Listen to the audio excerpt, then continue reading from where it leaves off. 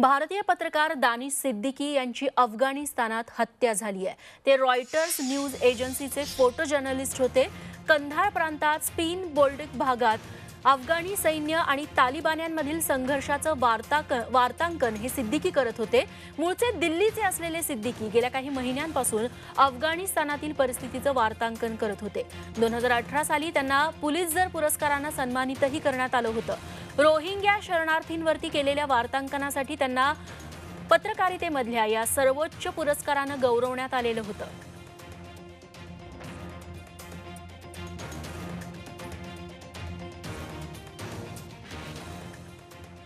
आता बातमी अफगाणिस्तानातून। अमेरिका आणि नॅटोच्या फौजा माघारी गेल्यानंतर तालिबान पुन्हा तिथं आपला जम बसवू लागलाय।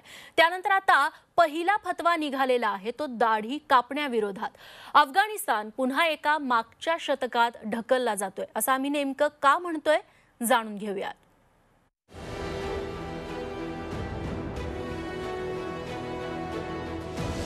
दाढी कापाल तर जीवानं जाल। अफगाणिस्तानात तालिबानचा पहिला फतवा।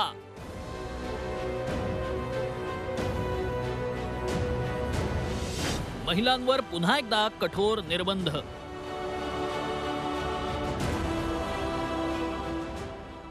पुरुषांनी कोणत्याही परिस्थितीत दाढी कापू नये असा फतवा अफगाणिस्तानात तालिबाननं काढलाय।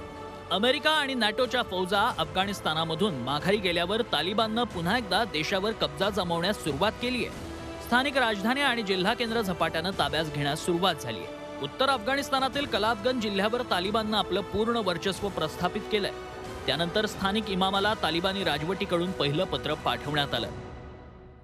पुरुषांनी आपली दाढी काढल्यास गंभीर परिणामांना सामोरं जावं लागेल असा इशारा यात देण्यात आलाय। पुरुष सहकारी सोबत असल्याशिवाय महिला आता बाजारात जाऊ शकणार नाहीत। सिगारेट बीडी पिण्यावरही बंदी घालण्यात आली आहे। मुस्लिम विचारवंतांनी या तालिबानी वृत्तीला विरोध दर्शवलाय। कोई इस्लाम तलवार की नोक पर नहीं होता, उसमें आप इस्लाम को परखो, समझो, देखो, तब इस्लाम में आप आ सकते हैं। जबरदस्ती इस्लाम में किसी को मुस्लिम धर्म अपनाया नहीं जा सकता है। ये तालिबान कर रहा है, ये कट्टरपंथी कर रहा है जो ये निषेध करते हैं। 1996 ते 2001 या काळात अफगाणिस्तानमध्ये तालिबानी राजवट होती। या काळात शरियाचे नियम लागू करण्याच्या नादात तालिबाननं अफगाणी जनतेच्या मूलभूत हक्कांची गळचेपी केली। 6वीच्या पुढे मुलींना शिक्षणावर बंदी घालण्यात आली। प्रत्येकानं पगडी घातलीच पाहिजे असाही फतवा निघाला होता। सर्वात धक्कादायक आणि जगाचं लक्ष वेधणारी घटना होती बामियानमधली। अतिशय पुरातन अशा भव्य बुद्धमूर्तींची तोफांचा मारा करून तोडफोड करण्यात आली होती। गेल्या 20 वर्षात अमेरिका, नॅटो आणि भारताच्या मदतीने विकासाच्या वाटेवर निघालेला अफगाणिस्तान पुन्हा एकदा प्रतिगामी तालिबानी राजवटीत ढकलला जातोय आणि ते शांतपणे पाहण्याशिवाय जगाच्या हातात आता फारसं काही राहिलेलं नाही। नागपूरहून अमर काणेसह ब्युरो रिपोर्ट, झी24 तास। यानंतर देशभरातील राम भक्तांसाठी आनंदाची बातमी आहे। 2023 अखेरपर्यंत अयोध्येतील राम मंदिराचे दरवाजे सर्वसामान्य भक्तांसाठी उघडण्यात येणार आहेत। पाहूया त्याबद्दलचाच हा सविस्तर रिपोर्ट। ओम श्री गणेशाय नमः। 2023 ला पूर्ण होणार अयोध्येतील राम मंदिर। बुध कौशिक ऋषिः श्री सीता रामचंद्रो देवता राम भक्तांसाठी मंदिराचे दरवाजे उघडणार। श्री रामचंद्र प्रीत्यर्थे जपे विनियोगः अथ सामान्य भक्तांनाही रामलल्लाचं दर्शन घेता येणार। धृतशरधनुषं बद्ध पद्मासन। जगभरातील तमाम राम भक्त वर्षानुवर्ष ज्याची प्रतीक्षा करतायत तो मंगल क्षण जवळ येऊन ठेपलाय। अयोध्येतील राम मंदिराचं बांधकाम येत्या 2023 अखेरपर्यंत पूर्ण होईल अशी आनंद वार्ता श्रीराम जन्मभूमी तीर्थ ट्रस्टनं दिली आहे। ट्रस्टचे प्रमुख नृपेंद्र मिश्रा यांच्या अध्यक्षतेखाली पार पडलेल्या बैठकीत राम मंदिराशी संबंधित अनेक महत्त्वाचे निर्णय घेण्यात आले। राम मंदिराचं बांधकाम 2 शिफ्टमध्ये केलं जाईल। 2023 पर्यंत राम मंदिराचं बांधकाम पूर्ण होईल। त्याच वर्षी राम मंदिराचे दरवाजे राम भक्तांसाठी उघडण्यात येतील। मंदिराभोवतीच्या 70 एकर परिसराचं सुशोभीकरण 2025 पर्यंत पूर्ण होईल असं ट्रस्टनं स्पष्ट केलंय. शेकडो वर्षापासून प्रतीक्षेत असलेल्या राम भक्तांची इच्छा आता पूर्ण होणार आहे. 2023च्या अखेरीस राम मंदिराचे दरवाजे राम भक्तांसाठी खुले होणार आहेत. संपूर्ण देशभरातील राम भक्तांसाठी हा आनंदाचा क्षण आहे. पंतप्रधान नरेंद्र मोदी यांच्या उपस्थितीमध्ये अयोध्येमध्ये मोठा सोहळा पार पडणार आहे आणि त्यासाठी रात्रंदिवस 2 शिफ्टमध्ये काम सुरू करण्यात आलंय. गेल्याच वर्षी पंतप्रधान नरेंद्र मोदींच्या हस्ते राम मंदिराच्या कामाचा शुभारंभ करण्यात आला. या मंदिरासाठी देशभरातून राम भक्तांनी सढळ हस्ते देणग्या दिल्या. मात्र कोरोनामुळे राम मंदिराच्या बांधकामात विघ्न येईल की काय अशी शंका होती. परंतु मोदींच्या पंतप्रधान पदाच्या दुसऱ्या टर्ममध्येच अयोध्येचं राम मंदिर बांधून पूर्ण होणार आहे. त्यामुळे 2024च्या निवडणुकीत वचनपूर्तीचा डंका भाजपला वाजवता येणार आहे. ब्युरो रिपोर्ट, झी24 तास. आणि यानंतर राजकीय वर्तुळातून आजच्या दिवसातली मोठी बातमी. माजी गृहमंत्री अनिल देशमुख यांच्या तब्बल 4,20,00,000 रुपयांच्या मालमत्ता ईडीनं जप्त केल्या आहेत. देशमुख, त्यांची पत्नी आरती देशमुख आणि premier port link private limited या त्यांच्या कंपनीच्या मालकीच्या मालमत्ता जप्त करण्यात आल्या. यात मुंबईतील वरळी भागातल्या एका फ्लॅटचा तसंच रायगड जिल्ह्यातील उरणमधील जमिनींचा समावेश आहे. मुंबईतील बार मालकांकडून बेहिशेबी मालमत्ता जप्त केल्याचे तसंच मनी लॉन्ड्रिंगचे आरोप त्यांच्यावर आहेत. या प्रकरणी ईडीनं गुन्हा दाखल केला असून देशमुखांच्या मालमत्तेवर टाच आणण्यात आली आहे. अनिल देशमुख आणि पत्नी आरती यांच्या मालमत्ता ईडीनं आज जप्त केल्या आहेत. वरळी मुंबईतील फ्लॅटची किंमत ही 1.54 कोटी रुपये इतकी आहे. तर उरण रायगडमधील 2,67,00,000 रुपयांच्या जमिनी देखील जप्त करण्यात आल्या. देशमुखांच्या प्रीमियर पोर्ट लिंक कंपनीवरही ईडीनं कारवाई केली आहे.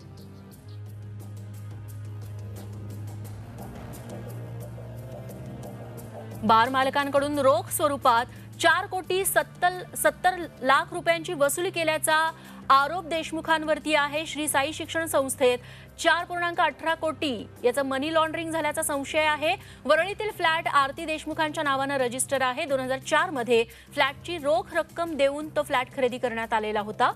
गृहमंत्री असताना फेब्रुवारी 2020 मध्ये पत्नीच्या नावे खरेदी खत करण्यात आलेलं आहे. Messrs premier port link private limited कंपनीत 50% भागीदारी आहे देशमुखांची. उरणची 5.34 कोटींची जमीन फक्त 18 लाखांना विकत घेतल्याचं चौकशीत उघड झालेलं आहे. यानंतर शिक्षण क्षेत्रातून एक महत्त्वाची बातमी. 10वीच्या निकालाची वेबसाईट हॅक झाल्याचा संशय आता शिक्षण विभागाला आहे आणि या प्रकरणी चौकशीसाठी उच्चस्तरीय समिती स्थापन केली जाणार असल्याची माहिती शालेय शिक्षण मंत्री वर्षा गायकवाड यांनी दिलेली आहे. शिक्षण विभागातील सूत्रांकडून ही सगळी माहिती मिळतेय.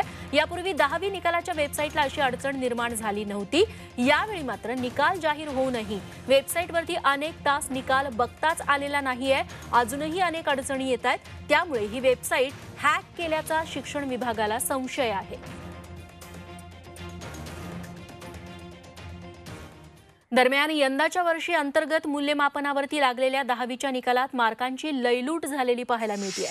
यावर्षी 10वीचा निकाल तब्बल 99.95% इतका लागलेला आहे. राज्यात यावर्षी 83,262 विद्यार्थ्यांना 90%हून अधिक गुण मिळालेत तर 957 विद्यार्थ्यांना 100% गुण मिळालेत.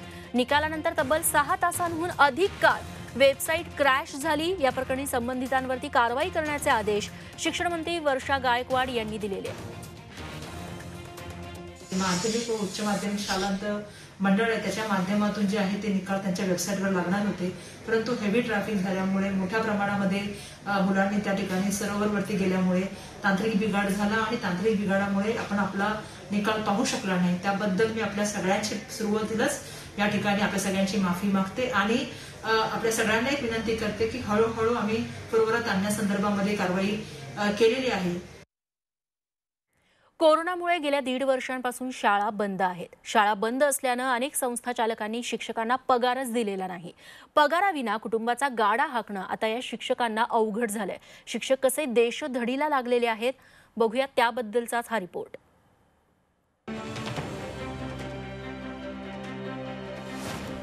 शिक्षक उपाशी शाळा तुपाशी. पगाराअभावी शिक्षक झाला सेल्समन.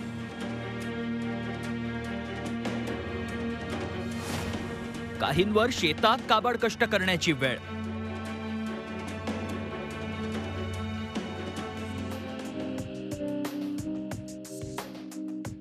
हे आहेत औरंगाबादचे दिनेश गोखले, पेशानं शिक्षक, पण सध्या सेल्समन म्हणून दिवसभर दारोदारी आणि दुकानांमध्ये जाऊन चिकट टेप विकण्याची वेळ त्यांच्यावर आली आहे.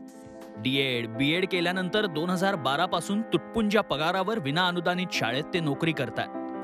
पण कोरोनामुळे शाळा बंद पडल्या आणि गोखले गुरुजींचा पगारही मिळेनासा झाला. पोटा पाण्यासाठी शिक्षकी पेशा बाजूला ठेवून दारोदारी वस्तू विकण्याची वेळ त्यांच्यावर आली आहे. प्रत्येक दुकानात जायचं, त्या ठिकाणी माल वगैरे विकायचा आणि ते दुकानदारांनी ज्यावेळेस माल वगैरे जो विकत घेतात, तो जो पैसा जो मिळतो तो पैसा वापस परत त्या दुकानदाराला जिथून माल घेतला त्या ठिकाणी येऊन द्यायचा आणि प्रत्येक पॅकेट मागे 5 रुपये 10 रुपये जे निघाले ते आपल्याला ठेवून घ्यायचे. गोखले यांच्यासारखीच खासगी विनाअनुदानित शाळांतील इतर शिक्षकांचीही अवस्था आहे. उपजीविकेसाठी नाईलाजानं मनोहर इनामे यांच्यासारखे शिक्षक गावी जाऊन शेती करतायत. ज्या शेतकरी बापानं चांगल्या नोकरीच्या अपेक्षेनं मुलाला शिकवलं, त्या बापासोबत शिक्षकांना शेतात काबाड कष्ट करावे लागतात. 1-1.5 वर्षापासून ही शाळा झाल्यानंतर दुसरी शाळा, अशा वेगवेगळ्या शाळा बदलल्या, परंतु आज बेरोजगार परिस्थिती झाली आणि आज उपासमारीची वेळ आली आणि पोटा पाण्यासाठी काहीतरी करावं लागतं म्हणून शेती कामासाठी मी स्वतःहून शेती काम करायला लागलो. प्रचंड मेहनत आणि कष्ट करून हजारो तरुण शिक्षक बनतात, पण देशाची भावी पिढी घडवणाऱ्या शिक्षकांना असं देशोधडीला लागलेलं पाहावत नाही. विशाल करोळे, झी 24 तास, औरंगाबाद. यानंतर एक हटके बातमी. गोमाता म्हणून गायीची पूजा सगळेच करतात, पण विदर्भात चक्क गायीचं मंदिर असलेलं एक गाव आहे. या गावात गायींची अशी काही बडदास्त ठेवली जाते की तुम्ही देखील चकित होऊन जाल. चला तर जाऊयात गायींच्या सारसी गावात.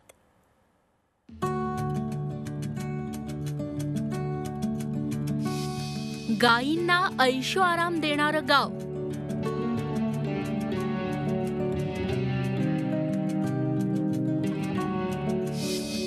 गायींना विश्रांतीसाठी घराघरात गाद्यांचं आसन.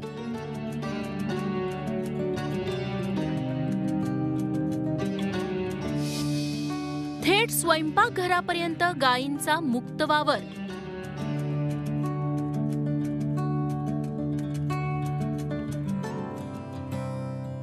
हेच ते अमरावतीतलं सारसी गाव. सारसी गायीची अशीच या गावाची ओळख. या गावात चक्क गायीचं मंदिर बांधण्यात आलंय.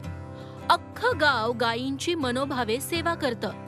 केवळ गायीला चारा घालण्यापुरतं हे प्रेम मर्यादित नाहीये, तर अगदी घराघरात गायींच्या विश्रांतीसाठी कापसाच्या गाद्या आणि चटया अंथरलेल्या असतात. गावातल्या गायी घरातल्या हॉलमध्ये किंवा अगदी स्वयंपाक घरातही थेट प्रवेश करू शकतात. तिथं महिला वर्गाकडून गायींचा आरती ओवाळून आणि नैवेद्य देऊन सन्मान केला जातो. इसवी सन 1700 मध्ये एक गाय या गावात आली.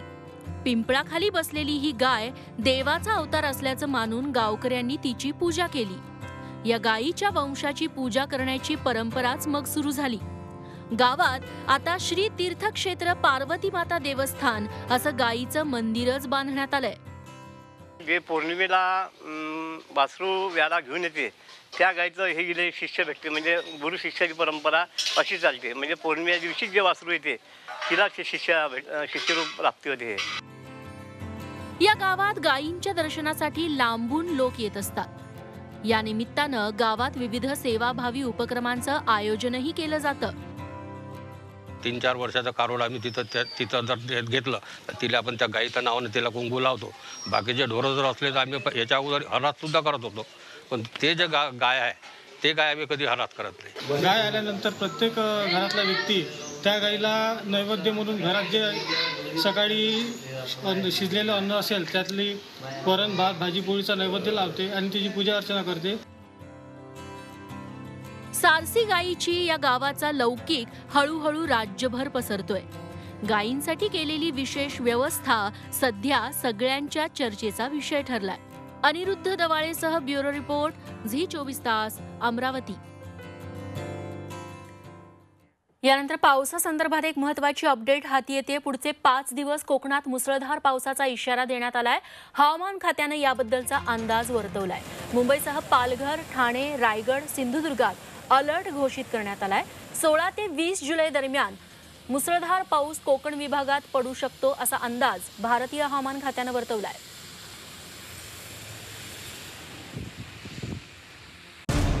मराठ्यांची तळपती तलवार म्हणजे